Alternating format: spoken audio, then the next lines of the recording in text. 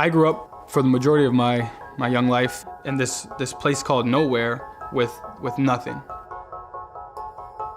The neighborhood was Bridgeport Projects, Chicago Housing Authority, and it's the kind of neighborhood that other parents tell their kids, don't go there, you can't go there. The neighborhood was volatile. It was a lot of drugs, violence, a lot of gang activity, and it dictates everything from what to wear, even from where you go. Like, where could I take the bus? Am I going to be safe in transport? Am I going to be safe when I get there? How am I going to get back? There's a lot of gang pressure from gangs when you go to school. I have a vivid memory of a few of them saying, if you're not going to join us, well, pretty soon we're not going to be asking you no more, we're going to tell you, and we're going to make you.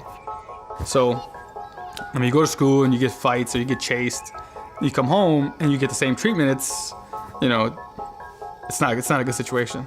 So you're nowhere and you're going fast when you're speaking specifically about this area.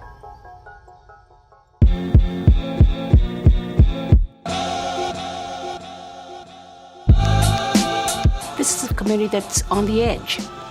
And what I mean by on the edge is the violence is a part of their lives. And it creates challenges for trying to figure out just how to survive day to day.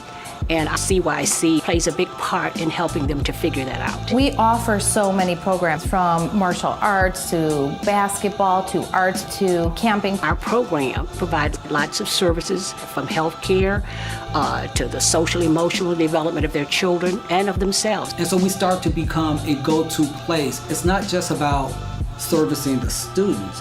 It is about going out there and also servicing the community. CYC was founded in 1956, and we start with kids at the age of 3 and go all the way up to late teens. Over the years, with our 7 centers and our summer camp, we have affected the lives of thousands of kids. CYC has definitely transformed my neighborhood. Back then, I could see that if I got into drugs and gangs, I was either gonna end up in jail, dead, or injured somehow.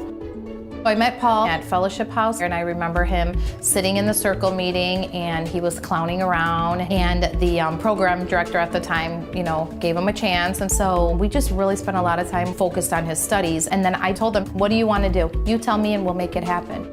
Even with the guidance, I still was a little bit uneasy about how successful I'd be. I didn't think I was smart enough. I didn't think my foundation was strong enough. I just didn't feel like I can compete with these privileged kids. So I had to depend on their belief in me and their confidence in me. Because of the neighborhood, the program director, Andrew Hart, and myself worked hard to find him in high school that was outside of Chicago. And then after high school, he went to U of I, and then eventually he realized the impact he can make on the youth. From receiving so many benefits from fellowship, I want to think about what can I offer for the organizations that helped me. And so I went back to join the board. When these kids that grew up in this neighborhood come back, I think it kind of clicks a little more. It gives them a realistic view, like, this guy did live next door to me, or this guy lived down the block from me. I guess I could really do it. And Paul just is like the perfect example.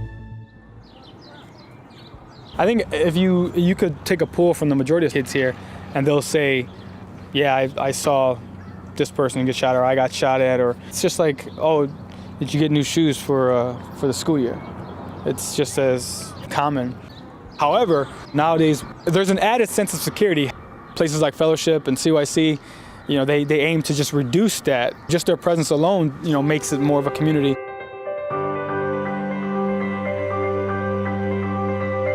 A lot of people live in these neighborhoods, and there's no hope, and there's no tomorrow.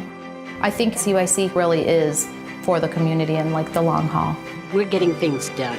I don't think I could have done this for 8 years without feeling that we're making the success stories. Hearing about Paul's is very satisfying, and I am pleased to know that it's only one among many. We have helped to build very positive community members because CYC sets them up, I think, for success. CYC Fellowship has definitely changed my life. I didn't have to perpetuate the cycle. I didn't have to become a statistic. Today I am the Senior Research Instructor for the Chicago School of Professional Psychology and the current Vice President of the Fellowship House CYC Local Advisory Board.